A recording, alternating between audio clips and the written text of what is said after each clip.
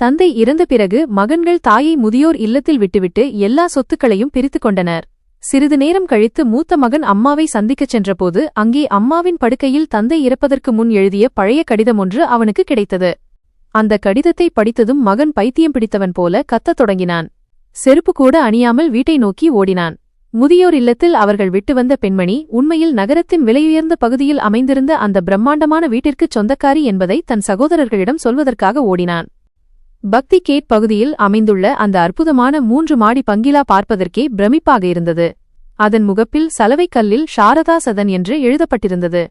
இந்த வீடு பார்ப்பவர்களின் கண்களை கூசச் செய்யும் அளவுக்கு அழகு வாய்ந்தது. ஆனால் அதன் சுவர்களுக்கு பின்னால் ஒரு காலத்தில் அந்த வீட்டின் அடையாளமாக இருந்த அந்த அமைதி இப்போது மிச்சமில்லை. ஏனென்றால் அந்த வீட்டின் ஆதாரமாக இருந்த சேத் தர்மபால் இந்த உலகத்தை விட்டு பிரிந்துவிட்டார். அவருக்குப் பின்னால் அவரது விதவை மனைவி சாரதா தேவி மற்றும் 3 இளைஞர்களான அவினாஷ், அலோக் மற்றும் சௌரப் ஆகியோர் தங்கள் மனைவிகளுடன் அதே வீட்டில் வசித்து வந்தனர். சாரதா தேவி தனது வாழ்நாள் முழுவதும் இந்த 3 மகன்களையும் தன் கண்ணின் மணிகளாக பாதுகாத்து வந்தார். அவர்களின் வளர்ப்பில் எந்த குறையும் வைத்ததில்லை, குறை வரவும் விட்டதில்லை. மம்தை என்ற சொல்லுக்கு புதிய அர்த்தம் கொடுத்த தாய் அவர். அவரது நாள் மகன்களின் முகங்களை பார்ப்பதில் தொடங்கி அவர்களின் பாதுகாப்பிற்காக பிரார்த்தனை செய்வதில் முடிவடையும். சேத் தர்மபால் இறந்து சிறிது காலமே ஆகியிருந்த நிலையில் வீட்டின் சூழல் மாறத் தொடங்கியது. சேத் தர்மபால் மிகுந்த கடின உழைப்பாலும் விடாமுயற்சியாலும் உருவாக்கிய அந்த தொழில் இப்போது மகன்களின் கைகளில் இருந்தது. ஆனால் தந்தையின் அனுபவமும் அதிர்ஷ்டமும் அவருடனேயே சென்றுவிட்டது போலும். ஏனென்றால் கடந்த சில மாதங்களாக தொழிற்சாலையில் தொடர்ந்து நஷ்டம் ஏற்பட்டு வந்தது. சந்தையில் அவர்களின் பெயர் மூழ்கிக் கொண்டிருந்தது. இதன் காரணமாக 3 சகோதரர்களும் மிகுந்த கவலையில் இருந்தனர். அவினாஷ் மூத்தவன். அவனது திருமணமாகி 5 ஆண்டுகள் ஆகிவிட்டன. அவனது மனைவி காஜல் வீட்டின் மூத்த மருமகள் என்ற முறையில் தன் அதிகாரத்தை செலுத்த விரும்பினாள். அலோக்கின் மனைவி நேகா மற்றும் இளையவன் சௌரப்பின் மனைவி ரீமா ஆகியோரும் இந்த கூட்டு குடும்ப வாழ்க்கையால் சலிப்படைந்திருந்தனர். சாரதா தேவி தனது அறையில் பெரும்பகுதி நேரத்தை கடவுள் வழிபாட்டில் கழித்தார். மறைந்த தன் கணவரை நினைவுகூர்வார் அல்லது மகன்கள் எப்போது வேலை முடிந்து வருவார்கள் என்று காத்துக்கொண்டிருப்பார். அவர்கள் வந்ததும் தன் கையால் அவர்களுக்கு உணவு ஊட்டிவிடலாம் என்று நினைப்பார். ஆனால் வீட்டின் சூழல் மாறுவதை அவர் உணர்ந்தார். முன்பு மகன்கள் வீட்டுக்கு வந்ததும் முதலில் அம்மாவின் அறைக்கு செல்வார்கள். ஆனால் இப்போது அவர்கள் நேரடியாக தங்கள் அறைகளுக்குச் சென்று விடுகிறார்கள். மகன்களின் இந்த நடத்தை சாரதா தேவியின் மனதில் ஒரு இனம் புரியாத பயத்தை ஏற்படுத்திக் கொண்டிருந்தது. ஆனால் அவர் அமைதியாக இருந்தார். ஏனென்றால் அவர் தனது மகன்களை அளவற்ற அன்போடு நேசித்தார். தனது காரணமாக வீட்டில் எந்த பிரச்சனையும் ஏற்படக்கூடாது என்று நினைத்தார். மறுபுறம் வியாபாரத்தில் நஷ்டம் அதிகரித்துக் கொண்டே இருந்தது. 3 சகோதரர்களுக்கு இடையிலும் கசப்புணர்வு வளர்ந்து வந்தது. ஒரு இரவு உணவு மேஜையில் முழு குடும்பமும் கூடியிருந்தபோது அங்கே மயான அமைதி நிலவியது. கரண்டிகளின் சத்தம் மட்டுமே கேட்டது. அப்போது திடீரென்று காஜல் பேச்சை தொடங்கினாள். அவினாஷ், கேளுங்கள். நாம் வீட்டுச் செலவுகளை குறைக்க வேண்டும் என்று எனக்கு தோன்றுகிறது. ஏனென்றால் தொழிற்சாலையின் நிலைமை உங்கள் கண்முன்னே இருக்கிறது. மேலும் இந்த வீட்டை பராமரிக்கும் செலவும் மிக அதிகமாக இருக்கிறது என்றாள். உடனே நேகா அதில் குறுக்கிட்டு, ஆம், அண்ணி சொல்வது முற்றிலும் சரி. அது மட்டுமல்லாமல் நம் குழந்தைகள் இப்போது வளர்ந்து வருகிறார்கள். அவர்களுக்கு தனி அறைகள் தேவை. இந்த வீட்டில் தனியுரிமை, பிரைவசி என்று எதுவும் இல்லை. எப்போதும் யாராவது இங்கும் அங்கும் சுற்றிக்கொண்டே இருக்கிறார்கள் என்று கூறினாள். அவள் மறைமுகமாகச் சுட்டிக்காட்டியது சாரதா தேவியைத்தான். அவர் தலை குனிந்து அமைதியாகச் சாப்பிட்டுக் கொண்டிருந்தார். சாரதா தேவி சாப்பிடுவதை நிறுத்திவிட்டு ஆச்சரியத்துடன் தன் மருமகள்களை பார்த்தார். அவர்கள் இதுவரை அவருக்கு முன்னால் குரலை உயர்த்தி பேசியதே இல்லை. அவினாஷ் தன் மனைவியை முறைத்து பார்த்தான். ஆனால் அவள் மேலும் தொடர்ந்து, பாருங்கள், வெறும் பாசத்தால் வீடு நடக்காது. இப்போது நடைமுறை முடிவுகளை எடுக்க வேண்டும். அம்மாவுக்கு வயதாகிவிட்டது. அவருக்கு ஓய்வு தேவை. நாங்கள் நாள் முழுவதும் வீட்டு வேலைகளிலும் குழந்தைகளை பார்ப்பதிலுமே மும்முரமாக இருக்கிறோம். எங்களால் இவரை முறையாக கவனித்துக் கொள்ள முடியவில்லை என்று கூறினாள். இந்த வார்த்தைகள் சாரதா தேவியின் நெஞ்சில் முள் போல குத்தின. ஆனால் 3 மகன்களும் அமைதியாக இருந்தனர். அந்த அமைதிதான் சாரதா தேவிக்கு மிகப்பெரிய வலியாக இருந்தது. அவர் அமைதியாக எழுந்து தன் அறைக்குச் சென்றார். அன்று இரவு அவர் வெகுவாக அழுதார். தனது கணவர் சேத் தர்மபாலை அவர் மிகவும் மிஸ் செய்தார். சாரதா, நீ பார், என் மகன்கள் உன்னை ஒருபோதும் தனியாக விடமாட்டார்கள் என்று அவர் கொடுத்த வாக்குறுதி நினைவுக்கு வந்தது. ஆனால் இன்று அந்த வாக்குறுதி உடைந்து போவதை அவர் உணர்ந்தார். அடுத்த சில நாட்களில் வீட்டின் சூழல் மேலும் மோசமானது. சாரதா தேவியை எப்படியாவது வழியிலிருந்து அகற்ற வேண்டும் என்று 3 மருமகள்களும் அமைதியாக முடிவு செய்திருந்தனர். ஏனென்றால் சாரதா தேவிக்கு இந்த வீட்டின் ஒவ்வொரு பொருளின் மீதும் உரிமை இருப்பதாக அவர்கள் கருதினர். மேலும் அவர் இருக்கும் வரை தங்களால் சுதந்திரமாக வாழ முடியாது என்று நினைத்தனர். ஒரு நாள் அலோக் தன் அம்மாவின் அறைக்கு வந்து, அம்மா, வியாபாரத்தின் நிலைமை மிகவும் மோசமாக உள்ளது என்பது உங்களுக்கு தெரியும். கடனை அடைக்க நாம் சில சொத்துக்களை விற்க வேண்டி வரலாம் என்றான். சாரதா தேவி பாசத்துடன் மகனின் தலையை வருடி, மகனே, இதெல்லாம் உன்னுடையதுதானே? நீ என்ன நினைக்கிறாயோ அதை செய். வீட்டின் அமைதியை மட்டும் கெடுத்துவிடாதே என்றார். அலோக் கண்களை தாழ்த்திக் கொண்டு நின்றான். ஏனென்றால் அவன் மனதில் கள்ளம் இருந்தது. உண்மையில் 3 சகோதரர்களும் சொத்துக்களை பிரித்து தங்கள் பங்கை தனித்தனியாக பிரித்துக் கொள்ள முடிவு செய்திருந்தனர். ஆனால் இதற்கு மிகப்பெரிய தடையாக இருந்தது சாரதா தேவிதான். ஏனென்றால் சட்டரீதியாகவும் தார்மீக ரீதியாகவும் அவரே இந்த வீட்டின் எஜமானி. மகன்கள் தாயை வீட்டை விட்டு வெளியேற்றினார்கள் என்ற அவப்பெயரை தங்கள் தலையில் சுமக்க விரும்பவில்லை. எனவே அவர்கள் ஒரு மோசமான திட்டத்தை தீட்டினார்கள். அதன் சிறு அறிகுறி கூட சாரதா தேவிக்கு தெரியப்படுத்தப்படவில்லை. வியாபாரத்தில் ஏற்பட்ட நஷ்டம் உண்மையில் காட்டப்பட்ட அளவுக்கு பெரியதல்ல. அம்மாவை ஒரு பாரமாக நிரூபிக்க அது ஒரு சாக்குப்போக்கு மட்டுமே. மருமகள்கள் தினமும் இரவு தங்கள் கணவர்களின் காதுகளை கடித்தனர். அம்மாவால்தான் நம் குழந்தைகளுக்கு உடல்நிலை சரியில்லாமல் போகிறது. அவருக்கு நாள் முழுவதும் இருமல் இருக்கிறது அல்லது பழைய கதைகளை பேசிக் கொண்டிருக்கிறார். எங்களால் நிம்மதியாக வாழ முடியவில்லை என்று கூறினர். கடைக்குட்டியான ரீமாவோ, சௌரப், அம்மா இங்கேயே இருந்தால் நான் என் அப்பா வீட்டுக்குச் சென்றுவிடுவேன். என்னால் அவரை பார்த்துக் கொள்ள முடியாது என்று மிரட்டும் அளவுக்குச் சென்றாள். உண்மையில் சாரதா தேவி தன் எல்லா வேலைகளையும் தானே செய்து கொள்வார். மருமகள்களிடம் ஒரு டம்ளர் தண்ணீர் கூட கேட்டதில்லை. ஆனால் வெறுப்பு என்ற நெருப்பு அனைவரின் கண்களையும் மறைத்திருந்தது. கடைசியில் அந்த துரதிர்ஷ்டவசமான நாளும் வந்தது. மகன்கள் தாயிடம் பேச முடிவு செய்தனர். மாலை நேரம். சாரதா தேவி தன் அறையின் ஜன்னல் வழியாக வெளியே லானில் சிதறிக் கிடந்த குல்முகர் இலைகளை பார்த்து கொண்டிருந்தார். அவை அவரது சொந்த வாழ்க்கையின் சிதறலை சொல்வது போல் இருந்தது. அப்போது 3 மகன்களும் அறைக்குள் நுழைந்தனர். அவர்கள் முகத்தில் ஒரு விசித்திரமான தீவிரம் இருந்தது. ஆனால் எந்த இரக்கமும் இல்லை. அவினாஷ் பேச்சை தொடங்கினான். அம்மா, நாங்கள் உங்களிடம் ஒரு முக்கியமான விஷயம் பேச வேண்டும். சாரதா தேவி புன்னகைத்து அவர்களை அமருமாறு சைகை செய்து, சொல்லுங்கள் என் குழந்தைகளே, என்ன விஷயம் என்று கேட்டார். சௌரப் மற்றும் அலோக் தலைகுனிந்தனர். ஆனால் அவினாஷ் தைரியத்தை வரவழைத்துக் கொண்டு, அம்மா, நாங்கள் 3 பேரும் காலையில் கிளம்பிச் சென்றுவிட்டு இரவு வெகுநேரம் கழித்துதான் வருகிறோம் என்பது உங்களுக்கு தெரியும். வியாபார கவலைகள் ஒருபுறம், வீட்டில் உங்களை பார்த்துக் கொள்ள ஆளில்லை. காஜல், நேகா மற்றும் ரீமா ஆகியோரும் குழந்தைகள் மற்றும் வீட்டுப் பொறுப்புகளில் மிகவும் மூழ்கியிருக்கிறார்கள். உங்கள் மருந்து, மாத்திரைகள் மற்றும் ஓய்வை அவர்களால் முறையாக கவனிக்க முடியவில்லை. உங்களுக்கு கிடைக்க வேண்டிய கவனிப்பு கிடைப்பதில்லை. இந்த வயதில் உங்களுக்கு எந்த கஷ்டமும் வருவதை நாங்கள் விரும்பவில்லை. சாரதா தேவியின் இதயம் உறைந்து போனது. பேச்சு எந்த திசையில் செல்கிறது என்பதை அவர் புரிந்து கொண்டார். ஆனால் தன்னை சமாளித்துக் கொண்டு நடுங்கும் குரலில், அப்படியானால் நீங்கள் என்ன விரும்புகிறீர்கள் மகனே என்று கேட்டார். அவினாஷ் பேச்சை மாற்றி, அம்மா, நாங்கள் உங்களை சிறிது காலத்திற்கு ஒரு மிகச்சிறந்த மையத்திற்கு மாற்றலாம் என்று நினைத்தோம். மக்கள் அதை முதியோர் இல்லம் என்று அழைப்பார்கள். ஆனால் அது உண்மையில் ஒரு 5 ஸ்டார் ஹோட்டல் போன்ற இடம். அங்கே எப்போதும் மருத்துவர்களும் செவிலியர்களும் இருப்பார்கள். உங்கள் வயதுடைய பல பெண்களும் அங்கே இருப்பார்கள். அவர்களுடன் உங்களுக்கு பொழுது போகும். நாங்கள் தினமும் உங்களை வந்து பார்ப்போம். எங்கள் பொருளாதார நிலையும் வீட்டின் சூழ்நிலையும் சரியானதும் உங்களை மீண்டும் அழைத்து வருவோம். சில மாதங்கள்தானே அம்மா, தயவு செய்து எங்கள் இக்கட்டான சூழ்நிலையை புரிந்து கொள்ளுங்கள் என்றான். சாரதா தேவி வெறுமையான பார்வற்றுடன் அந்த 3 மகன்களையும் பார்த்தார். இவர்களை வளர்க்கத்தான் அவர் தன் தூக்கத்தை தியாகம் செய்திருந்தார். தனது இளமையை தியாகம் செய்து இவர்களுக்கு ஒரு சிறுமுள் குத்தினாலும் தன் உயிர் துடிப்பது போல் துடித்தார். இன்று அதே மகன்கள் அவரை வீட்டை விட்டு வெளியேற்றுவதற்கு எவ்வளவு அழகான வார்த்தைகளை பயன்படுத்துகிறார்கள். அவருக்குள் ஏதோ ஒன்று உடைந்து போனது. பிள்ளைகளிடமிருந்து கிடைக்கும் அன்பை எதிர்பார்த்து காத்திருந்த அந்த கடைசி ஆசையும் அழிந்தது. சாரதா தேவியின் முன்னால் 2 வழிகள் இருந்தன. ஒன்று, கத்தி கூச்சலிட்டு அவர்களுக்கு அவர்களின் கடமையை நினைவுபடுத்துவது. அல்லது தனது தாய்மைக்கு பங்கம் வராமல் அவர்களின் மகிழ்ச்சிக்காக அமைதியாக தனது மரண தீர்ப்பில் கையெழுத்திடுவது. அவர் 2வது வழியை தேர்ந்தெடுத்தார். ஏனென்றால் அவர் ஒரு தாய். ஒரு தாய் தன் பிள்ளைகள் அவமானப்படுவதையோ அல்லது கஷ்டப்படுவதையோ ஒருபோதும் பார்க்க முடியாது. அதற்காக தன் இதயத்தையே வெளியே எடுக்க வேண்டியிருந்தாலும் சரி. சாரதா தேவி ஆழமாக மூச்சுவிட்டார். தன் கண்ணீரை இமைகளுக்குப் பின்னால் நிறுத்திக் கொண்டார். பின்னர் மிக மெல்லிய குரலில், என் மகிழ்ச்சியும் நிம்மதியும் இதில்தான் இருக்கிறது என்று நீங்கள் நினைத்தால் எனக்கு சம்மதமே. நீங்கள் எங்கு சொன்னாலும் நான் செல்கிறேன்.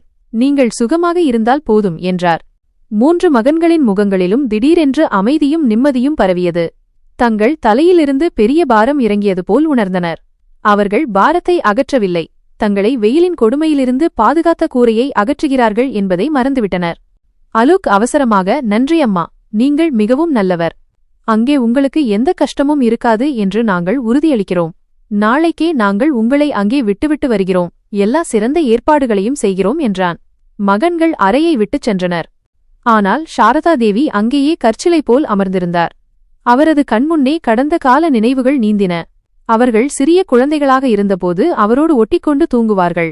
யாருக்காவது காய்ச்சல் என்றால் அவர் இரவு முழுவதும் விழித்திருப்பார்.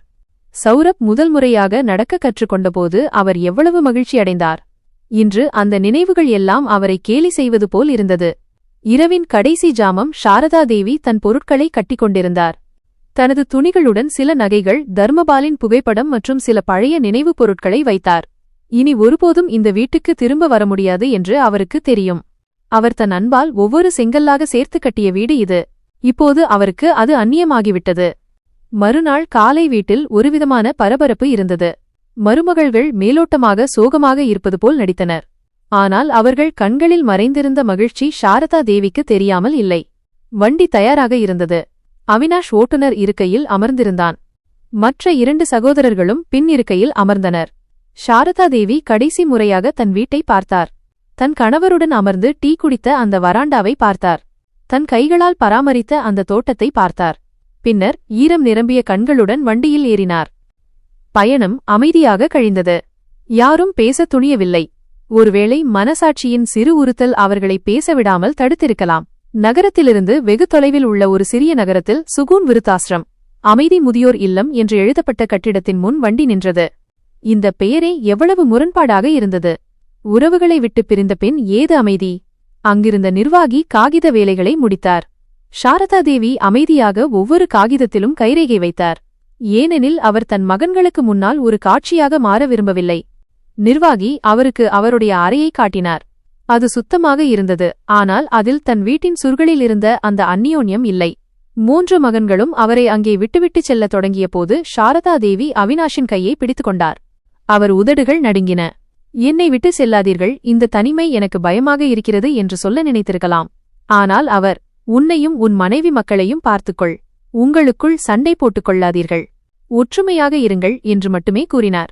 அவினாஷ் அவசரமாக கையை விடுவித்துக் கொண்டு, அம்மா கவலைப்பட வேண்டாம், நாங்கள் வந்து கொண்டிருப்போம் என்றான். பிறகு அவர்கள் 3 பேரும் அங்கிருந்து தப்பித்து ஓடுவது போல வேகமாக வெளியேறினார்கள். சாரதா தேவி அவர்கள் கார் கண்ணிலிருந்து மறையும் வரை வாசலிலேயே நின்று பார்த்து கொண்டிருந்தார். பிறகு அங்கேயே வாசற்படியில் அமர்ந்துவிட்டார். நேற்று முதல் அவர் அடக்கி வைத்திருந்த கண்ணீர் இப்போது வெள்ளமாக பெருக்கெடுத்தது. அவர் இப்போது முற்றிலும் தனிமையாகவும் ஆதரவற்றவராகவும் ஆகிவிட்டார். 3 இளைய மகன்கள் உயிருடன் இருந்தும் இந்த நிலை. முதியோர் இல்லத்தில் பகலும் இரவும் ஒரு கைதி போல கழியத் தொடங்கின. அங்கே சாரதா தேவியைப் போலவே பல அம்மாக்களும் இருந்தார்கள். அவர்களின் கதைகளும் சாரதா தேவியின் கதையை ஒத்ததாகவே இருந்தன. அனைவரின் கண்களிலும் எதிர்பார்ப்பு இருந்தது. எல்லோரும் வாசலையே பார்த்து கொண்டிருந்தார்கள், ஒருவேளை யாராவது வருவார்கள் என்று. மெல்ல மெல்ல சாரதா தேவியும் அவர்களுடன் இணைந்து கொண்டார். அவர் தினமும் காலையில் குளித்து தயாராகி வாசலுக்கு அருகில் போய் உட்கார்ந்து கொள்வார். இன்று அவினாஷ், அலோக் அல்லது சௌரப் தன்னை அழைத்துச் செல்ல வருவார்கள் என்று நினைப்பார். ஆனால் நாட்கள் வாரங்களாகவும் வாரங்கள் மாதங்களாகவும் மாறின. யாரும் வரவில்லை. ஆரம்பத்தில் ஓரிரு முறை போன் அழைப்புகள் வந்தன. பிறகு அவையும் நின்றுவிட்டன. அம்மா அங்கே மகிழ்ச்சியாக இருக்கிறார் என்றும் வீட்டின் நிலைமையும் இப்போது சரியாகிக் கொண்டிருக்கிறது என்றும் மருமகள்கள் மகன்களுக்கு உறுதியளித்தனர். அதனால் இப்போது அவர்களை தொந்தரவு செய்யக்கூடாது என்று கூறினர். மறுபுறம் வீட்டில் சாரதாதேவி சென்ற பிறகு கொண்டாட்டம் போன்ற சூழல் நிலவியது. 3 சகோதரர்களும் உடனடியாக சொத்துக்களை பிரிக்கும் வேலையை தொடங்கினர். வீடு 3 பாகங்களாக பிரிக்கப்பட்டது. நடுவில் சுவர்கள் எழுப்பப்பட்டன. ஒரு காலத்தில் அனைவரையும் ஒன்றிணைத்த பெரிய வரவேற்பறை இப்போது முற்றிலுமாக பிளவுபட்டிருந்தது. தொழிற்சாலையும் பாகம் பிரிக்கப்பட்டது. ஆனால் இயற்கை இதையெல்லாம் அமைதியாக பார்த்துக் கொண்டிருந்தது. காலச்சக்கரம் தனது வேலையை காட்டத் தொடங்கியது. பிரிவினைக்குப் பிறகு அந்த வீட்டின் செழிப்பு முற்றிலும் அழிந்து போனது. சகோதரர்களுக்குள் தொழில் ரீதியான பகைமை தொடங்கியது. நேற்று வரை ஒரே தட்டில் சாப்பிட்டவர்கள் இப்போது ஒருவருக்கொருவர் எதிரிகளாக மாறிவிட்டனர். காஜல், நேகா மற்றும் ரீமா ஆகியோரும் இப்போது ஒருவரையொருவர் முகம் பார்க்க கூட விரும்பவில்லை. சாரதா தேவியால் நிலைத்திருந்த வீட்டின் அமைதி இப்போது முற்றிலும் சிதைந்து போயிருந்தது. ஆனால் இன்னும் யாருக்கும் தங்கள் தவறை உணர முடியவில்லை. இதெல்லாம் வியாபாரத்தில் ஏற்படும் ஏற்றத்தாழ்வுகள் என்று அவர்கள் நினைத்துக் கொண்டிருந்தார்கள். 6 மாதங்கள் கடந்துவிட்டன.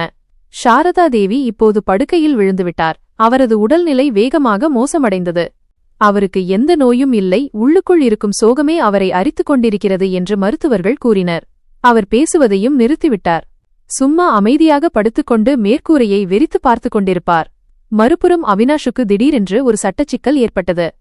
அதற்கு அவனுக்கு தன் தாயின் கையெழுத்து அவசரமாக தேவைப்பட்டது.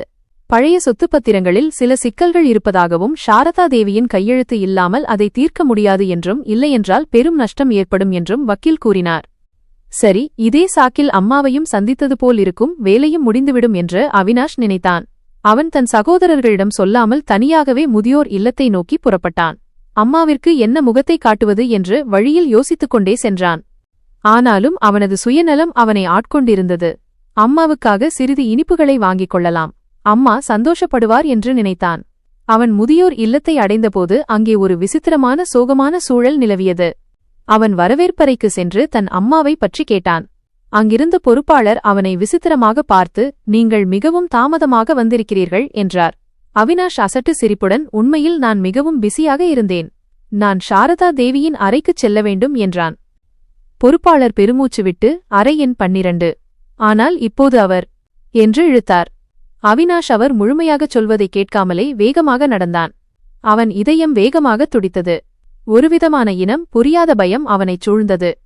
அவன் அறையின் வாசலை அடைந்தபோது கதவு திறந்திருந்தது. ஆனால் உள்ளே இருந்த காட்சியைக் கண்டு அவன் கால்கள் அங்கேயே உறைந்து போயின.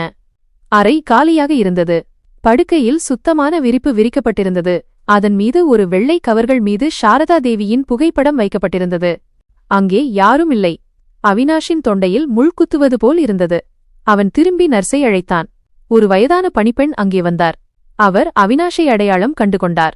கோபத்துடனும் வருத்தத்துடனும் அவினாஷை பார்த்து, அவர் போய்விட்ட பிறகு இப்போதுதான் வருகிறாயா என்று கேட்டார். இதை கேட்டதும் அவினாஷ் மீது இடி விழுந்தது போல் இருந்தது. அவன் தடுமாறும் குரலில், என்ன அர்த்தம், அம்மா எங்கே என்று கேட்டான். அந்த பணிப்பெண் படுக்கையைச் சுட்டிக்காட்டி, அவர்தான் எப்போதோ உங்களுக்காக காத்து காத்து சோர்ந்து போய்விட்டார் என்றார். அவர் இந்த இடத்தை விட்டுச் சென்று விட்டார். ஆனால் போவதற்கு முன் அவர் உனக்காக இந்த கடிதத்தையும் புகைப்படத்தையும் விட்டுச் சென்றார். என் மகன் அவினாஷ் வந்தால் அவனிடம் கொடுத்துவிடுங்கள் என்று சொன்னார் என்று பணிப்பெண் கூறினார். அவினாஷ் நடுக்கமான கைகளுடன் அந்த உரையை எடுத்தான். இது தந்தை சேத் தர்மபால் இறப்பதற்கு முன் எழுதிய அதே கடிதம். நேரம் வரும்போது இதை மகன்களிடம் கொடுக்கும்படி அவர் சாரதா தேவியிடம் கூறியிருந்தார்.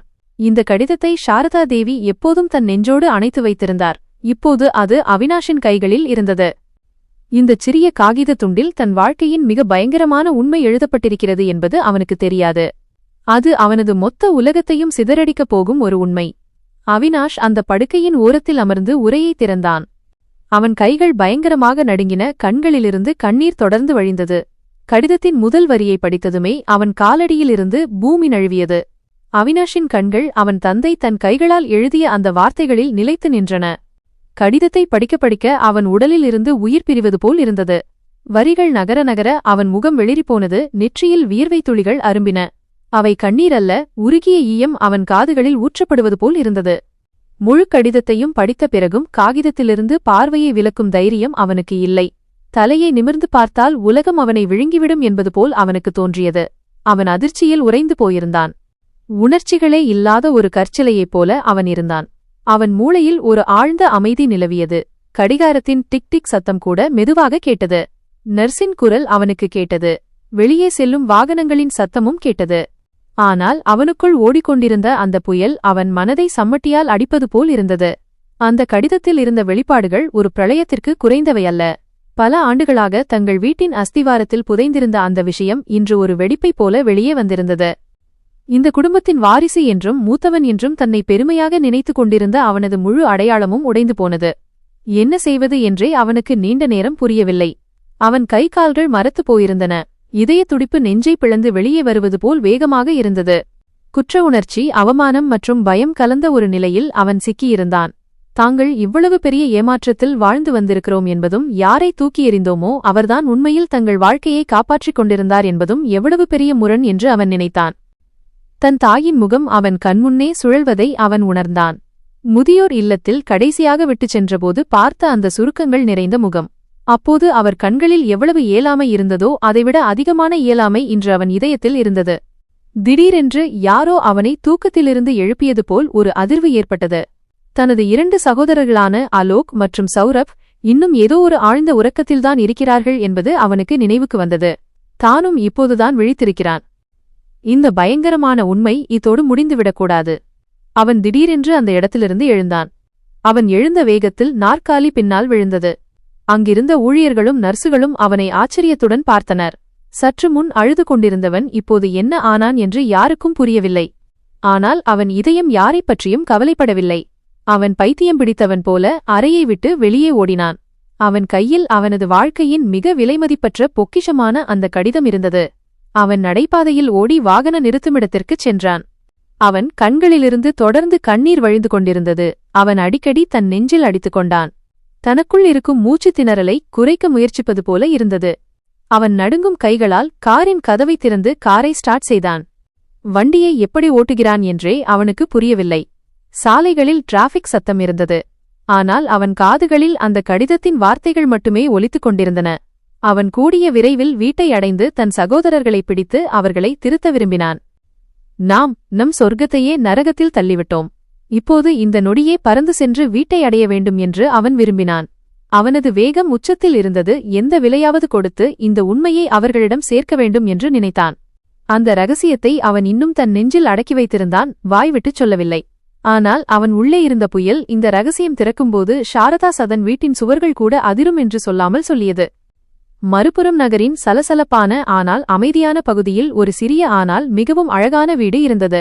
இதைப்பற்றி வெளியுலகத்திற்கு மட்டுமல்ல, சேத் தர்மபாலின் மகன்களுக்கே கூட எதுவும் தெரியாது. அதே வீட்டில் ஒரு வசதியான அறையில் சாரதா தேவி படுக்கையில் சாய்ந்து அமர்ந்திருந்தார்.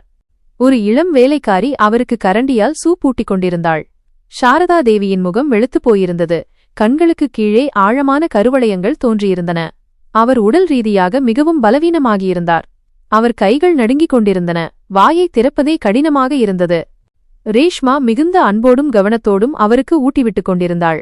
அம்மா, தைரியமாக இருங்கள், நீங்கள் மருந்து சாப்பிட வேண்டும் என்று ஆறுதல் கூறினாள். ஆனால் சாரதா தேவியின் பார்வை திறந்த ஜன்னலுக்கு வெளியே வானத்தில் நிலைத்திருந்தது. அங்கே மேகங்கள் இருண்டு கொண்டிருந்தன, சரியாக அவருடைய வாழ்க்கையைப் போலவே. அவர் முதியோர் இல்லத்தில் தங்கியிருந்ததன் நோக்கம் இப்போது நிறைவேறிவிட்டது. அல்லது அவரது நம்பிக்கையின் கடைசி விளக்கும் அணைந்துவிட்டது என்றுதான் சொல்ல வேண்டும். உண்மையில் சாரதா தேவி முதியோர் இல்லத்திலிருந்து இந்த ரகசிய வீட்டிற்கு வந்தது திடீரென்று எடுத்த முடிவு அல்ல. இது ஒரு தற்செயல் நிகழ்வும் அல்ல. இதற்கு பின்னால் ஒரு ஆழமான காயமும் உடைந்த மனமும் இருந்தது. இன்று காலையில்தான் சாரதா தேவியின் வக்கீலிடமிருந்து முதியோர் இல்ல அலுவலகத்திற்கு போன் வந்தது. வக்கீல் சேத் தர்மபாலின் மிக பழைய மற்றும் விசுவாசமான நண்பர். அவருக்கு எல்லா சூழ்நிலைகளும் தெரியும். அவர் சாரதா தேவியிடம் பேசினார், மிகுந்த வருத்தத்துடன். அண்ணி, இப்போதுதான் அவினாஷின் போன் வந்தது. குழந்தைகளில் ஒருவன் அந்த பழைய சொத்து பத்திரங்களை கேட்கிறான் என்றார். அதற்கு உங்கள் கையெழுத்து தேவை என்று நான் அவனிடம் சொன்னேன். அதனால் அவன் இன்று உங்களிடம் கையெழுத்து வாங்க வருகிறான். ஆனால் வருத்தப்பட வேண்டிய விஷயம் என்னவென்றால், அவன் உங்கள் நலனை விசாரிக்கவோ அல்லது உங்களை திரும்ப அழைத்துச் செல்லவோ வரவில்லை. வெறும் உங்கள் கையெழுத்தை வாங்கி அந்த சொத்தை விற்பதற்காக மட்டுமே வருகிறான் என்று கூறினார். இதைக் கேட்டதும் சாரதா தேவியின் கையிலிருந்து போன் விழ பார்த்தது. அவர் இதயத்தின் ஒரு மூலையில் இன்னும் ஒரு சிறிய நம்பிக்கை எஞ்சியிருந்தது. ஒருவேளை என் மகன்கள் என்னை நினைத்து வருவார்கள், அவர்களுக்கு தங்கள் தவறு புரிந்து என்னை அழைத்துச் செல்ல வருவார்கள் என்று நினைத்தார். யாருக்காவது தனது உடல்நிலையைப் பற்றி கவலை இருக்கும் என்ற நம்பிக்கையில்தான் அவர் தனது வலியையும் தனிமையையும் தாங்கிக் கொண்டிருந்தார். சொத்து மீதான பேராசை தங்கள் உறவை விட பெரிதாகிவிடும் என்று அவர் நினைக்கவில்லை. ஆனால் வக்கீலின் வார்த்தை அந்த பிரமையையும் உடைத்துவிட்டது. இப்போது தன் மகன்களின் இதயம் கல்லாகிவிட்டது என்றும் அங்கே தாய்க்கு எந்த இடமும் இல்லை என்றும் அவருக்கு உறுதியாகிவிட்டது. சுயநலத்திற்காக தாயின் வாசலுக்கு வரும் அந்த மகன்களின் முகத்தை கூட பார்க்கக்கூடாது என்று அந்த நொடியே அவர் முடிவு செய்தார். வக்கீலிடம் வண்டியை அனுப்பி வையுங்கள், நான் இனி இங்கே இருக்க மாட்டேன் என்று கூறினார். வண்டி வருவதற்கு முன் அவர் தன்னுடன் கொண்டு வந்திருந்த அந்த பழைய பெட்டியை திறந்தார். அதிலிருந்து சேத் தர்மபால் இறக்கும்போது கொடுத்த சீல் வைக்கப்பட்ட உரையை எடுத்தார். தர்மபால் தொலைநோக்கு பார்வை கொண்டவர். தன் பிள்ளைகளிடம் பேராசை குணம் இருப்பதை அவர் அறிந்திருந்தார். இருப்பதற்கு சில நாட்களுக்கு முன் அவர் சாரதா தேவியிடம், சாரதா, நீ பிள்ளைகளை உன் உயிரை விட அதிகமாக நேசிக்கிறாய் என்று எனக்கு தெரியும். ஆனால் எனக்கு பிறகு இவர்களே உன்னை துன்புறுத்துவார்களோ என்று எனக்கு பயமாக இருக்கிறது என்று கூறியிருந்தார். எப்பொழுதாவது இவர்கள் உன்னை வீட்டை விட்டு வெளியேற்றும் நிலை வந்தாலோ அல்லது உன்னை அவமானப்படுத்தினாலோ நீ இந்த உரையை திறந்து பார். நான் உனது பெயரில் ரகசியமாக வாங்கிய இந்த வீட்டிற்குச் சென்று தங்கு என்று சொல்லியிருந்தார். அப்போது சாரதா தேவி அழுதுகொண்டே அவர் வாயை மூடி, அப்படி ஒரு நிலை வராது, நான் இந்த ரகசியத்தை ஒருபோதும் திறக்க மாட்டேன் என்று சத்தியம் செய்திருந்தார். ஆனால் இன்று சூழ்நிலை அவரை கட்டாயப்படுத்திவிட்டது. அவர் மிகவும் யோசித்து தன் கைகளாலேயே அந்த காகிதத்தை படுக்கையின் தலைப்பகுதியில் வைத்தார். மகன்களின் பார்வை உடனடியாக அதன் மீது விழவேண்டும் என்பதற்காக தன் விரலை அதன் மீதே வைத்திருந்தார். இது ஒரு பெண்ணின் சாதாரண ஏற்பாடு அல்ல, மாறாக தன் மகன்களுக்கு காட்ட விரும்பிய ஒரு கண்ணாடி. அவர்கள் தங்கள் சுயநலத்திற்காக தன்னை தேடி வரும்போது அவர்களின் வாழ்க்கையை மாற்றக்கூடிய உண்மையை அவர்கள் காண வேண்டும் என்று அவள் விரும்பினாள். அவள் கல் நெஞ்சத்தோடு வீட்டை விட்டு வெளியேறி வக்கீல் அனுப்பிய காரில் அந்த ரகசிய வீட்டிற்கு வந்து சேர்ந்தாள். இந்த வீட்டை தர்மபால் அவர்கள் பல ஆண்டுகளுக்கு முன்பே அவள் பெயரில் எழுதி வைத்திருந்தார். மேலும் உயிலில் மகன்களிடம் இதைப்பற்றி ஒருபோதும் குறிப்பிடக்கூடாது என்று எழுதியிருந்தார், நிலைமை எல்லை மீறாதவரை. இப்போது சாரதா தேவி இந்த வீட்டில் பாதுகாப்பாக இருந்தார். ஆனால் அவரது இதயம் உடைந்து போயிருந்தது. ரேஷ்மா சூப் கிண்ணத்தை ஒரு ஓரமாக வைத்துவிட்டு தண்ணீர் டம்ளரை அவரை நோக்கி நீட்டினாள். சாரதா தேவி ஒரு வாய் தண்ணீர் குடித்துவிட்டு சோர்வான குரலில் கேட்டார், வக்கீல் ஐயாவிடமிருந்து ஏதேனும் போன் வந்ததா? ரேஷ்மா இல்லை என்று தலையசைத்தாள். அந்த காகிதம் இப்போது அவர்கள் கையில் கிடைத்திருக்கும் என்று சாரதா தேவிக்கு தெரியும். அவரால் பொறுமையாக இருக்க முடிந்தது. ஆனால் அந்த கணத்தில் தன் மகன்களின் இதயம் என்ன பாடுபடும்? ஒரு தாயாக இதை நினைத்தாலே அவர் மனம் உடைந்தது. அவரது இதயம் துடித்தது. அந்த நேரத்தில் தன் மகனின் அருகிலிருந்து அவனை தேற்ற முடிந்தால் எவ்வளவு நன்றாக இருக்கும் என்று நினைத்தார். ஆனால் அதே மகன்கள் தன்னை எப்படி முற்றிலும் தனியாகவும் ஆதரவற்றும் கைவிட்டார்கள் என்பது அவருக்கு நினைவுக்கு வந்தது. அவர் கண்களை மூடிக்கொண்டார். 2 கண்ணீர் துளிகள் அவரது கன்னங்களில் உருண்டன. மக்கள் சொல்வது போல் கர்மவினை தொடங்கிவிட்டது என்று அவர் நினைத்துக் கொண்டிருந்தார். நான் எந்த உண்மையை மறைத்து வைத்திருந்தேனோ அது இப்போது புயலாக மாறி என்னை நோக்கி வருகிறது. மகன்களின் பைத்தியக்காரத்தனமும் சாரதா தேவியின் மௌனமும் இதற்கு சான்றாக இருந்தன. விதிக்கணக்கு கேட்கும்போது மனிதனின் திட்டங்கள் அனைத்தும் தவிடுபொடியாகிவிடும். சாரதா தேவி இனி ஒருபோதும் இந்த மகன்களின் வாழ்க்கையில் ஈடுபடப் போவதில்லை என்று முடிவு செய்திருந்தார். ஏனெனில் தாய்மையின் இந்த போராட்டத்தில் இன்று மாகி வெற்றி பெற்றிருந்தாள். இப்போது தனக்கு சொந்தமில்லாத தன் சொந்த மகன்கள் தன்னிடம் என்ன செய்தார்கள் என்பதை அவர் உலகுக்கு சொல்ல விரும்பவில்லை. ஆனால் இனி மேலும் அவமானத்தை தாங்கிக் கொள்ளவும் அவர் விரும்பவில்லை. அதனால் அவர் தன்னை முழுமையாக தனிமைப்படுத்திக் கொண்டார். மறுபுறம் ரயில் காற்றை கிழித்துக்கொண்டு நகரத்தின் இரைச்சலை பின்னுக்கு தள்ளிவிட்டு வீட்டை நோக்கிச் சென்று கொண்டிருந்தது. அவனது மூளை மரத்துப் போயிருந்தது. இந்த ஒரு விஷயம் மட்டுமே அவன் மனதில் மீண்டும் மீண்டும் சுழன்றது. எப்போது வீடு போய் சேருவான்? எப்போது அவன் தன் சகோதரர்கள் முன் அந்த காகிதத்தை காட்டி, சொல்லுங்கள், இப்போது நாம் என்ன செய்வது என்று கேட்பான்? அவனிடம் இழக்க எதுவும் இல்லை. ஏனென்றால் அவர்கள் ஏற்கனவே எல்லாவற்றையும் இழந்துவிட்டார்கள். கடிதத்தில் எழுதப்பட்ட விஷயங்கள் அவன் மனதில் ஒலித்துக் கொண்டிருந்தன. ஒவ்வொரு வார்த்தையும் அவன் ஆன்மாவில் சாட்டையடியாய் விழுந்தது. முதியோர் இல்லத்தின் தூசியை சுவாசிக்க அவர்கள் விட்டுச் சென்ற பெண் ஒரு சாதாரண பெண் அல்ல என்பது இப்போது அவனுக்கு தெரிந்துவிட்டது. அவர்கள் தலைக்கு மேல் ஒரு நிழல் போல இருந்தாள். இப்போது அவளுடைய உண்மையான முகம் வெளிச்சத்துக்கு வந்துவிட்டது. ஆனால் இதையெல்லாம் தன் சகோதரர்கள் முன்னிலையிலேயே சொல்ல அவன் விரும்பினான். அப்போதுதான் அவனுக்கு நேர்ந்த அதே கதி அவர்களுக்கும் நேரும். அவன் இப்போது குடித்த விஷத்தை தன் சகோதரர்களின் தொண்டையிலும் இறக்க விரும்பினான். அப்போதுதான் செய்யப்பட்ட குற்றத்தின் சுமையை அனைவரும் சேர்ந்து சுமக்க முடியும். வண்டி வீட்டின் வாசலுக்கு வந்ததும் காவலாளி கதவை திறக்க சற்று தாமதமானது. இதனால் அவினாஷ் ஹாரன் மீது கையை வைத்து தொடர்ந்து அடித்துக்கொண்டே இருந்தான். இன்று அவன் சாதாரணமாக இல்லை என்பது அவனது இந்த நடவடிக்கையிலிருந்து தெளிவாக தெரிந்தது. கேட் திறந்ததும் வண்டியை உள்ளே விட்டு டயர்களின் கீச்சுக்குரலுடன் போர்ட்டிகோவில் பிரேக் போட்டான். வீட்டிற்குள் இருந்த காஜல், நேஹா மற்றும் ரீமா ஜன்னல்கள் வழியாக இந்த காட்சியை பார்த்தனர். அவினாஷுக்கு திடீரென என்ன ஆனது என்று ஆச்சரியப்பட்டார்கள். அவன் இன்று மிகவும் அமைதியான மனதுடன் தானே சென்றான். பிறகு ஏன் இந்த பைத்தியக்காரத்தனம்? வண்டியிலிருந்து இறங்கியதும் அவன் கால்கள் தள்ளாடின. டை தளர்ந்திருந்தது மற்றும் முகம் கலைந்து போயிருந்தது. அவன் கத்திக்கொண்டே உள்ளே நுழைந்தான். அலோக், சௌரப், வெளியே வாருங்கள், எல்லோரும் வெளியே வாருங்கள். அவனது குரலின் கூர்மையால் வீடு முழுவதும் அதிர்ந்தது. 3 மனைவிகளும் பயந்து கொண்டே தங்கள் அறைகளை விட்டு வெளியே வந்தார்கள். அலோக் மற்றும் சௌரப் கூட ஏதோ பெரிய விபத்து நடந்துவிட்டது அல்லது தொழிற்சாலையில் தீ விபத்து ஏற்பட்டுள்ளது என்று நினைத்து பயந்து தங்கள் அறைகளிலிருந்து கீழே ஓடி வந்தார்கள். தொழிற்சாலையில் அல்ல, எல்லாவற்றையும் சாம்பலாக்கப் போகும் தீ தங்கள் வாழ்க்கையில் பற்றி எரிந்து கொண்டிருக்கிறது என்பது அவர்களுக்கு தெரியாது. மறுபுறம் அந்த அறிமுகமில்லாத ஆனால் அமைதியான வீட்டின் திறந்த அறையில் சாரதாதேவி இன்னும் தன் நினைவுகளின் கடலில் மூழ்கியிருந்தார். ஜன்னலுக்கு வெளியே மழை பெய்யத் தொடங்கியிருந்தது. துளிகளின் சத்தம் சூழலை இன்னும் சோகமாக்கியது. நர்ஸ் அவருக்கு மருந்து கொடுத்துவிட்டு சென்றிருந்தார். இப்போது அவர் தனியாக இருந்தார். இந்த தனிமை அவரை கடந்த கால நாட்களை நோக்கி ஏன் இழுத்து சென்றது? அவர் தைரியமாக தனக்குள் பூட்டி வைத்திருந்த விஷயங்கள் அவை. அவர் இளமையாக இருந்த மற்றும் உலகின் அனைத்து வசதிகளும் அவரிடம் இருந்த நாட்களைத் தவிர குழந்தை பாக்கியம் இல்லாத அந்த நாட்கள் அவர் கண்முன் நிழலாடின. சாரதாதேவி ஒரு மிகப்பெரிய நவாப் குடும்பத்தின் ஒரே வாரிசு. செல்வம் கொட்டிக் கிடந்தது. ஆனால் இயற்கையோ அவரது மடியை நிரப்ப முடிவு செய்யவில்லை. அவரது முதல் திருமணம் அவரது செல்வத்தை மட்டுமே விரும்பிய ஒரு நபருடன் நடந்தது. ஆனால் சாரதா தேவிக்கு குழந்தை பிறக்காது என்று தெரிந்ததும் அவர் கிண்டல் மற்றும் அவமானங்களை செய்யத் தொடங்கினார். மலடி என்ற ஏச்சு பேச்சை தினமும் கேட்க வேண்டியிருந்தது. இறுதியில் அந்த திருமணம் தோல்வியடைந்தது. விவாகரத்து என்ற கரையுடன் அவர் தன் தாய் வீட்டு அரண்மனைக்கு திரும்பினார். அவரது வாழ்க்கையில் தர்மபால் வந்தார். அவரது தந்தையின் நம்பிக்கைக்குரிய நேர்மையான மற்றும் உழைப்பாளியான ஊழியர். அவனது வாழ்க்கையும் துக்கங்கள் நிறைந்ததாக இருந்தது. அவனது மனைவி தர்மபாலின் ஏழ்மையை தாங்க முடியாமல் அவனை விட்டு ஓடிவிட்டாள். 3 சிறு குழந்தைகளான அவினாஷ், அலோக் மற்றும் சௌரப் ஆகியோரை விட்டுச் சென்றிருந்தாள். தர்மபால் இந்த குழந்தைகளை வைத்துக்கொண்டு மிகவும் கஷ்டப்பட்டான். சாரதா தேவி இந்த அப்பாவி குழந்தைகளை பார்த்தபோது அவருக்குள் உறங்கிக் கொண்டிருந்த தாய்மை விழித்துக் கொண்டது. இயற்கை தன் மடியை நிரப்ப வேறு வழியை கண்டுபிடித்திருப்பதாக அவருக்கு தோன்றியது. அவர் சமூகத்தைப் பற்றி கவலைப்படாமல் தர்மபாலை திருமணம் செய்து கொண்டார். இது மிகப்பெரிய முடிவு. ஒரு பக்கம் கோடிக்கணக்கான சொத்துக்கு அதிபதி, மறுபுறம் ஒரு சாதாரண ஊழியர். ஆனால் சாரதாவிற்கு அந்த குழந்தைகள் மட்டுமே தேவைப்பட்டனர். தர்மபால் ஒரு உண்மையான மற்றும் நல்ல மனிதன். முதல் கணவரிடமிருந்து சாரதா தேவிக்கு கிடைக்காத மரியாதையை அவன் கொடுத்தான். சாரதா தேவி தனது அனைத்து சொத்துக்கள், வங்கியிருப்பு மற்றும் நிலத்தை தர்மபாலிடம் ஒப்படைத்து, இன்று முதல் நீங்களே இவற்றை பார்த்துக் கொள்ளுங்கள் என்று கூறினார். இந்த பணத்தைக் கொண்டு வியாபாரம் செய்யுங்கள். இந்த குழந்தைகளுக்கு தங்களை பெற்ற தாய் தங்களை விட்டுச் சென்று விட்டாள் என்ற உணர்வு வராதவாறு இவர்களை வளருங்கள்.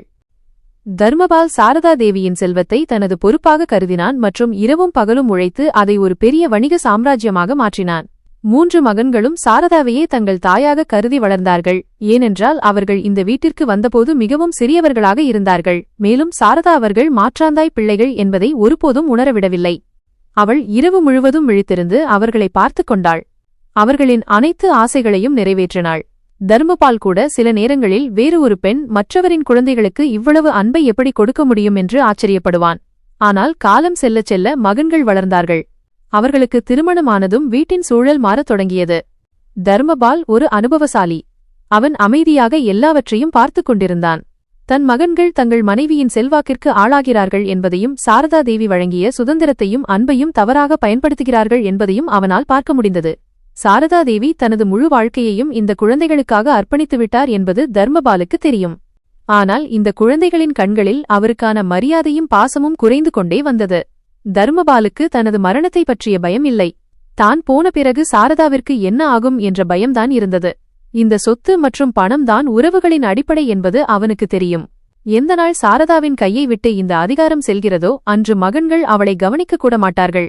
எனவே தர்மபால் தனது வாழ்க்கையின் கடைசி நாட்களில் ஒரு மிகப்பெரிய முடிவை எடுத்தான். அவன் நகரத்தின் மறுமுனையில் அமைதியாக ஒரு சிறிய வீட்டை சாரதாவின் பெயரில் வாங்கினான் மற்றும் ஒரு பெரிய தொகையை சாரதா தேவியின் பெயரில் தனி கணக்கில் மாற்றினான். பின்னர் தனது வக்கீலை அழைத்து புதிய உயில் ஒன்றை தயார் செய்தான். அதில் இன்றுவரை மறைக்கப்பட்டிருந்த அனைத்து ரகசியங்களையும் எழுதினான். அவன் சாரதா தேவியிடம் ஒரு சத்தியம் வாங்கினான். அதாவது இந்த மகன்களிடம் இதையெல்லாம் சாரதாவினுடையது என்று சொல்லக்கூடாது என்றும், அவள் அவர்களின் உண்மையான தாய் இல்லை என்ற உண்மையை வெளிப்படுத்தக்கூடாது என்றும் கூறினார். இதனால் அவர்கள் மனம் உடையக்கூடாது. அத்துடன் தர்மபால் சாரதாவிடம் அந்த கடிதத்தையும் கொடுத்து, சாரதா, எப்போதாவது நிலைமை எல்லை மீறிப்போய் இவர்கள் உன்னை வீட்டை விட்டு வெளியேற்றினால் இந்த கடிதத்தை இவர்களிடம் கொடுத்துவிடு என்று கூறியிருந்தான்.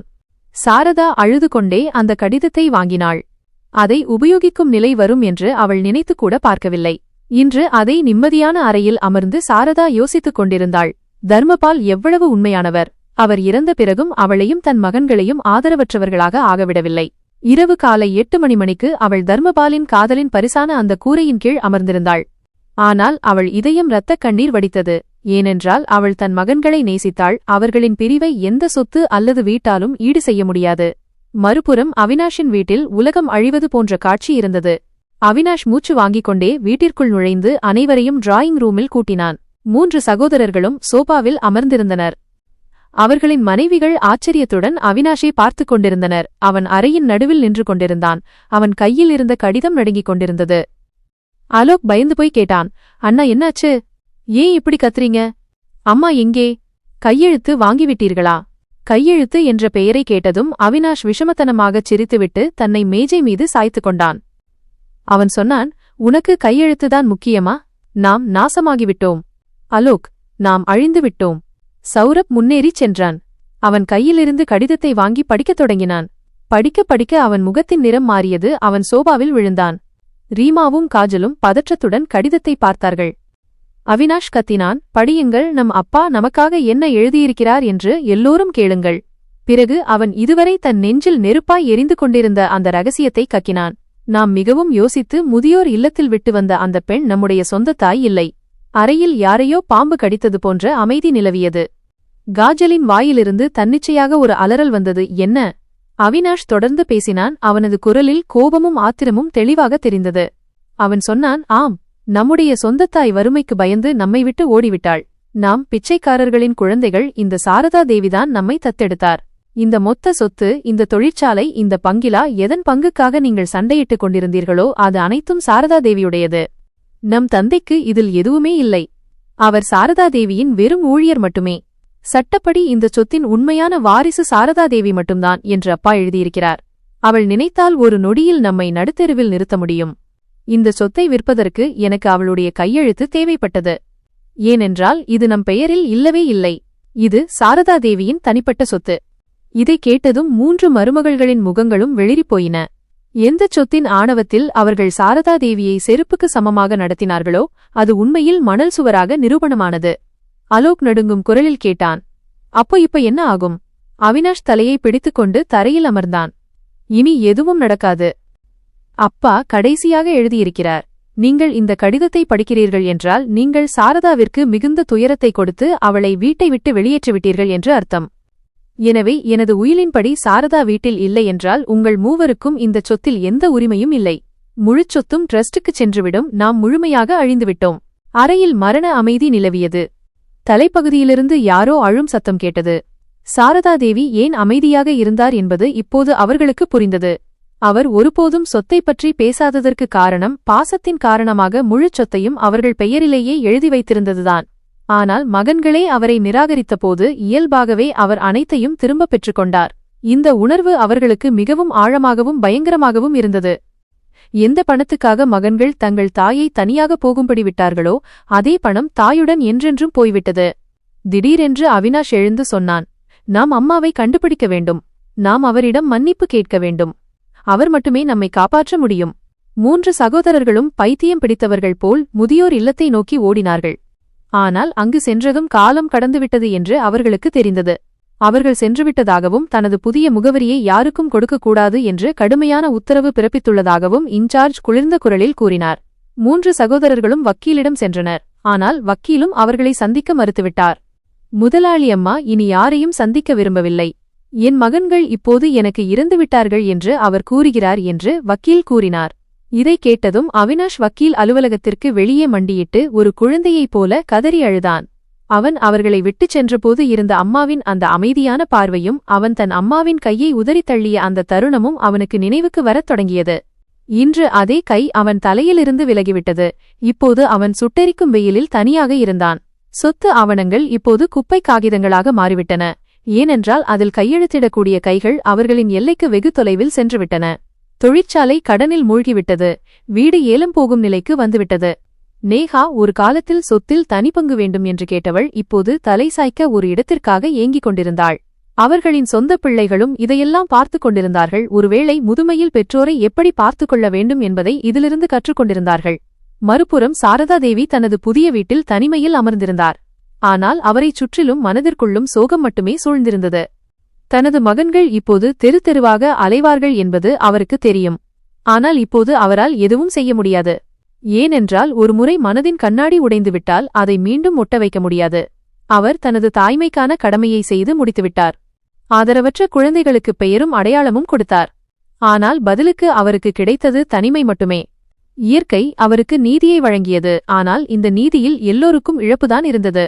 சாரதாதேவி கண்களை மூடிக்கொண்டு இறைவனின் முன்னால் தலை வணங்கி, இறைவா, உன்னுடைய உலகின் நிறங்கள் விசித்திரமானவை என்று கூறினார்.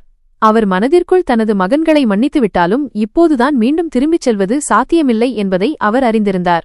ஏனென்றால் அவர் திரும்பிச் சென்றால் செல்வம் மீண்டும் உறவுகளை விலைக்கு வாங்கிவிட்டது என்று உலகம் சொல்லும். அவர் தனது கௌரவத்தையும் மரியாதையையும் அடமானம் வைக்க முடியாது. இவ்வாறாக அவர்களின் வீட்டின் மகிழ்ச்சி, அமைதி மற்றும் சந்தோஷம் அவரிடமிருந்து என்றென்றும் விலகிச் சென்றது.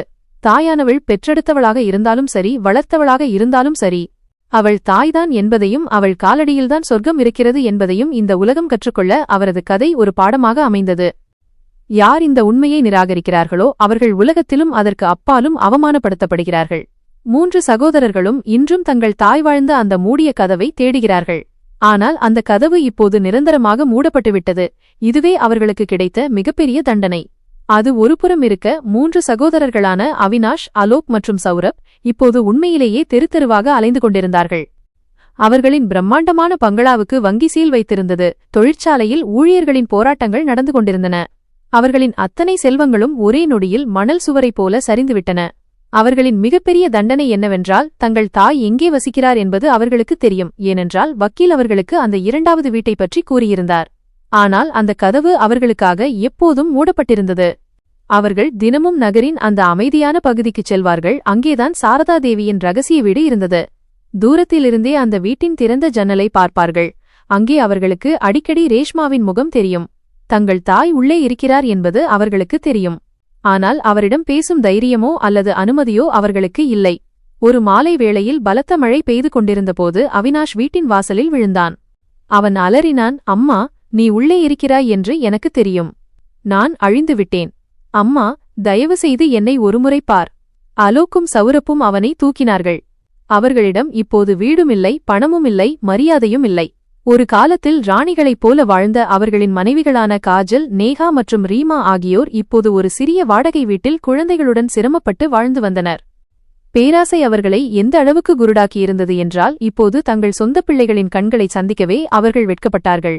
தங்கள் பாட்டியிடம் இப்படி நடந்து கொண்டதால் தங்கள் குழந்தைகள் தங்களை வெறுப்புடன் பார்க்கிறார்கள் என்பது அவர்களுக்கு தெரியும். இங்கே ரகசிய வீட்டிற்குள் சாரதாதேவி ஜன்னலை மூடிவிட்டார். ரேஷ்மா அவருக்கு ஆறுதல் கூறினாள், எஜமானி அம்மா, நீங்கள் கவலைப்படாதீர்கள். அவர்கள் தங்கள் கர்மவினையை அனுபவிக்கிறார்கள். சாரதாதேவி ஒரு பெருமூச்சு விட்டார். ரேஷ்மா, ஒரு தாய்க்கு தன் மகன்கள் கஷ்டப்படுவதை பார்ப்பதுதான் மிகப்பெரிய தண்டனை. நான் கதவை மூடியிருக்கிறேன். ஆனால் என் மனதின் கதவு இன்னும் திறந்தே இருக்கிறது. அவர்கள் தங்கள் தண்டனையை முழுமையாக அனுபவிக்க வேண்டும் என்று நான் விரும்புகிறேன். ஆனால் அவர்கள் முற்றிலுமாக உடைந்து போவதை நான் விரும்பவில்லை. 1 வாரம் கழித்து அவினாஷ், அலோக் மற்றும் சௌரப் ஆகியோருக்கு வக்கீலிடமிருந்து எதிர்பாராத ஒரு அழைப்பு வந்தது. வக்கீல் அவர்களை தனது அலுவலகத்திற்கு அழைத்தார். 3 சகோதரர்களும் கிழிந்த பழைய ஆடைகளில் வெட்கத்துடனும் சோகத்துடனும் அங்கே சென்றடைந்தனர். அவர்களை பார்த்ததும் வக்கீல் தலை குனிந்தார். சாரதாதேவி என் மூலம் ஒரு செய்தியை அனுப்பியுள்ளார் என்றார். 3 சகோதரர்களும் ஆர்வத்துடனும் பயத்துடனும் நிமிர்ந்து உட்கார்ந்தனர். வக்கீல் தனது கண்ணாடியை சரிசெய்து கொண்டே கூறினார், எஜமானி அம்மா என்ன சொல்கிறார் என்றால், சட்டப்படி இப்போதும் இந்த மொத்த சொத்துக்கும் அவரே உரிமையாளர். இந்த சொத்து தர்மபால் சேத் அவர்களின் கடின உழைப்பால் உருவானது என்பதால் இதை அழியவிடமாட்டார். அவினாஷ் நடுங்கும் குரலில் கேட்டான், அப்படியென்றால் அவர் திரும்பி வருகிறாரா? இல்லை, வக்கீல் உறுதியாக கூறினார். ஆனால் அவர் ஒரு நிபந்தனை வைத்துள்ளார். தொழிற்சாலையும் பங்களாவும் விற்கப்படும் நிலையில் உள்ளன. இந்த பொருட்கள் ஏலம் போவதை அவர் அனுமதிக்க மாட்டார். மாறாக தனது சொந்த கணக்கிலிருந்து பெரும் தொகையை செலுத்தி அனைத்து கடன்களையும் அடைத்துவிடுவார் என்று முடிவு செய்துள்ளார். அலோக்கின் கண்களில் கண்ணீர் வந்தது. அம்மா நம்மை காப்பாற்றிவிட்டார். முழுமையாக இல்லை, வக்கீல் கூறினார். சாரதாதேவி தொழிற்சாலையையும் பங்களாவையும் தன் பெயரில் ஒரு தர்ம அறக்கட்டளையாக ட்ரஸ்ட் மாற்றியுள்ளார். அதன் பெயர் தர்மபால் சாரதா நினைவு அறக்கட்டளை. இந்த அறக்கட்டளை சமூக நலனுக்காக செயல்படும். சௌரப் கேட்டான், நாங்கள்? வக்கீல் ஒரு உரையை எடுத்துக்கொண்டே கூறினார். சாரதாதேவி எழுதியிருக்கிறார், நீங்கள் மூவரும் தர்மபால் சேத்தின் வியாபாரத்தை நடத்துவதில் பல வருடங்களை செலவிட்டுள்ளீர்கள். எனவே இப்போதும் தொழிற்சாலையின் நிர்வாகத்திற்கு நீங்களே மிகவும் பொருத்தமானவர்கள். ஆனால் இப்போது நீங்கள் முதலாளிகள் அல்ல, ஊழியர்கள். 3 சகோதரர்களும் அதிர்ச்சியில் உறைந்தனர். வக்கீல் தொடர்ந்து கூறினார், நீங்கள் மூவரும் இப்போது அறக்கட்டளைக்காக வேலை செய்ய வேண்டும் என்று சாரதாதேவி விரும்புகிறார். தொழிற்சாலையின் அனைத்து லாபமும் இப்போது அறக்கட்டளை மூலம் அனாதைகள் மற்றும் ஏழைகளுக்காக செலவிடப்படும். நீங்கள் கண்ணியமாக வாழ தேவையான அளவு சம்பளம் மட்டுமே உங்களுக்கு கிடைக்கும். நீங்கள் இந்த திட்டத்தை ஏற்றுக்கொண்டால் உங்களுக்கு மீண்டும் வேலை கிடைக்கும். உங்கள் குழந்தைகளுக்கு தலை சாய்க்க ஒரு இடம் கிடைக்கும். இது தண்டனையை விட ஒரு விடுதலையாகவே இருந்தது. 3 சகோதரர்களும் உடனடியாக அந்த திட்டத்தை ஏற்றுக்கொண்டனர். அவர்களின் அகங்காரம் இப்போது சுக்குநூறாக உடைந்தது.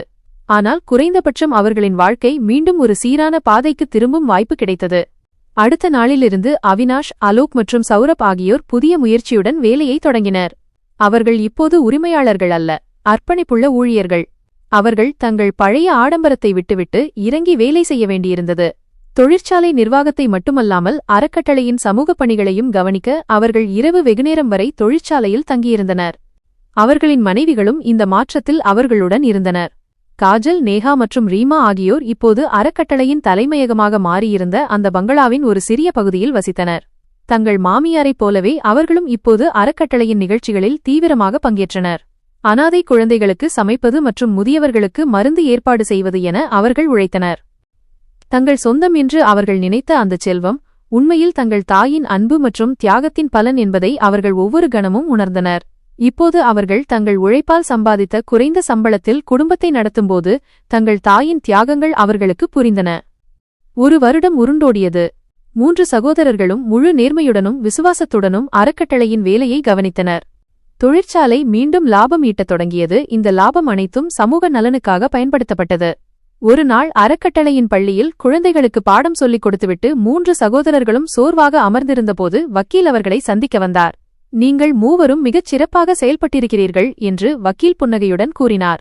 எஜமானி அம்மா உங்கள் வேலையில் திருப்தியடைந்துள்ளார். அலோக் கேட்டான். வக்கீலையா, இப்போது அம்மா எங்களை ஒருமுறை பார்க்க அனுமதிப்பாரா? வக்கீல் அவர்களிடம் ஒரு காகிதத்தை கொடுத்தார். சாரதா தேவி இப்போது உங்களை சந்திப்பதாக கூறியுள்ளார். ஆனால் நீங்கள் அவரிடம் ஒரு உறுதிமொழி அளிக்க வேண்டும். அதாவது நீங்கள் இனி ஒருபோதும் அவருடன் பேசும்போது சொத்து அல்லது முதலாளி என்ற சொற்களை பயன்படுத்தக்கூடாது. அவரை விட உங்களுக்கு பெரிதாக எதுவும் இல்லை என்பதை நீங்கள் நிரூபித்தால் மட்டுமே அவர் உங்களை மன்னிக்க முடியும் என்று அவர் கூறுகிறார். வக்கீல் அவர்களிடம் ரகசிய வீட்டின் கதவை திறப்பதற்கான சாவியை ஒப்படைத்தார். அது தர்மபால் சேத் சாரதா தேவிக்கு கொடுத்த ஒரு சிறிய பழைய செப்புக்காப்பு. அடுத்த நாள் 3 சகோதரர்களும் அவர்களின் மனைவிகளும் எந்த பரிசோ சொத்து ஆவணங்களோ இல்லாமல் அறக்கட்டளை குழந்தைகள் செய்த சிறிய கைவினைப் பொருட்களை கையில் ஏந்திக்கொண்டு அந்த மூடிய கதவுக்கருகே சென்றனர். அவினாஷ் அந்த செப்புக்காப்பை கொண்டு கதவை திறந்தான். உள்ளே அமைதியான நறுமணம், கமழும் மற்றும் அன்பான சூழல் இருந்தது. சாரதா தேவி படுக்கையில் இல்லாமல் வரவேற்பறையின் வசதியான நாற்காலியில் அமர்ந்திருந்தார். அவரது கண்கள் இப்போது சோர்வாக இல்லை, மாறாக ஆழ்ந்த அமைதியால் நிறைந்திருந்தன. பல ஆண்டுகளுக்கு முன்பு அவரது மகன்கள் இழந்த அதே தாய்மை உணர்வு அவரது முகத்தில் இருந்தது. 3 சகோதரர்களும் அவரது காலில் விழுந்து தேம்பி தேம்பி அழுதனர். இந்த அழுகை பேராசையினால் அல்ல, பிராயச்சித்தத்தினால் வந்தது. சாரதா தேவி அவர்களை தூக்கி அணைத்துக் கொண்டார். என் மகன்களே, எனக்கு உங்களை பற்றி பெருமையாக இருக்கிறது. உறவுகளை அழிக்கும் அந்த செல்வத்திலிருந்து நீங்கள் விடுதலை பெற்றுவிட்டீர்கள். நேஹா, காஜல் மற்றும் ரீமாவும் அவரிடம் மன்னிப்பு கேட்டனர். சாரதா தேவி கூறினார், நான் உங்களுக்காக அந்த கடிதத்தை எழுதிய அன்றே உங்களை மன்னித்து விட்டேன். ஆனால் உங்களை பெற்றெடுக்கும் ஒரு தாயால் உங்களுக்கு உயிரை கொடுக்கவும் முடியும், அதே சமயம் உங்களிடமிருந்து உங்கள் பேராசையை பறிக்கவும் முடியும் என்ற பாடத்தை நான் உங்களுக்கு கற்றுக் கொடுக்க விரும்பினேன். தாய்மைக்கான வியாபாரம் பணத்தால் நடப்பதில்லை. சாரதா தேவி அந்த வீட்டை விட்டு வெளியே வரவில்லை. ஆனால் இப்போது அந்த கதவு எப்போதும் திறந்திருந்தது. 3 சகோதரர்களும் இப்போது சம்பளத்திற்கு மட்டுமே வேலை செய்கிறார்கள். ஆனால் அவர்கள் முன்பை விட இப்போது மிகவும் மகிழ்ச்சியாகவும் திருப்தியாகவும் இருந்தார்கள். அவர்களின் மிகப்பெரிய மகிழ்ச்சி என்னவென்றால் அவர்களின் தாய் அவர்களை மன்னித்துவிட்டார். இப்போது அவர்கள் எந்த நிபந்தனையும் இன்றி அவரிடம் செல்ல முடியும். அவர்களின் பங்களாவும் தொழிற்சாலையும் இப்போது சமூக நல மையங்களாக மாறிவிட்டன. அவர்களின் குழந்தைகள் இப்போது தங்கள் தாத்தா பாட்டியின் பெயரில் உள்ள அறக்கட்டளை பள்ளியில் படித்து மனித விழுமியங்களை கற்றுக்கொள்கிறார்கள். சாரதா தேவியின் கதை உலகிற்கு ஒரு அழியாத பாடமாக மாறியது. அம்மாவின் அன்பு என்பது விலைமதிப்பற்ற பொக்கிஷம். அதற்கு முன்னால் உலகின் அனைத்து செல்வங்களும் அற்பமானவை. யார் தன் தாயின் மரியாதையை நிராகரிக்கிறாரோ அவர் செல்வத்தை மட்டுமல்ல, தனது ஆன்மாவையும் வாழ்க்கையின் உண்மையான மகிழ்ச்சியையும் இழக்கிறார். பெற்றோரை மதிப்பதுதான் ஒரு மனிதனின் மிகப்பெரிய செல்வம் மற்றும் கர்மம். 3 சகோதரர்களும் இப்போதும் அந்த மூடிய கதவுக்கருகே செல்கிறார்கள். ஆனால் இப்போது அந்த கதவு அவர்களுக்கு தண்டனை அல்ல, மாறாக அன்பு மற்றும் ஆசீர்வாதத்தின் சின்னமாகும்.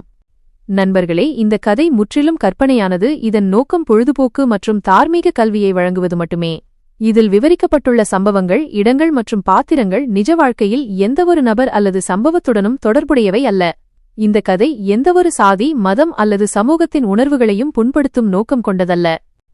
கதையில் வரும் நெறிமுறையற்ற நடத்தை, சித்தரிப்பு என்பது பாத்திரங்களின் வளர்ச்சிக்கும் கதையின் பாடத்தை வலுப்படுத்தவும் மட்டுமே பயன்படுத்தப்பட்டுள்ளது. மேலும் இது எந்த வகையிலும் ஏற்றுக்கொள்ளத்தக்கதாகவோ அல்லது பின்பற்றத்தக்கதாகவோ கருதப்படக்கூடாது. வாசகர்கள் இதை ஒரு கதையாக மட்டுமே எடுத்துக்கொள்ளுமாறு கேட்டுக்கொள்ளப்படுகிறார்கள். ஆம் நண்பர்களே, எங்களின் இன்றைய இந்த கதை உங்களுக்கு எப்படி இருந்தது என்பதை மறக்காமல் கமெண்ட் செய்து சொல்லுங்கள். இதுபோன்ற கதைகளை கேட்க எங்கள் சேனலை சப்ஸ்கிரைப் செய்யுங்கள். மேலும் இந்த கதைக்கு ஒரு லைக் கொடுங்கள். அத்துடன் பகிருங்கள். ஆம் நண்பர்களே, இந்த கதையை நீங்கள் எந்த ஊரிலிருந்து கேட்கிறீர்கள் என்பதையும் கமெண்ட் செய்து உங்கள் ஊரின் பெயரை குறிப்பிடவும். நன்றி.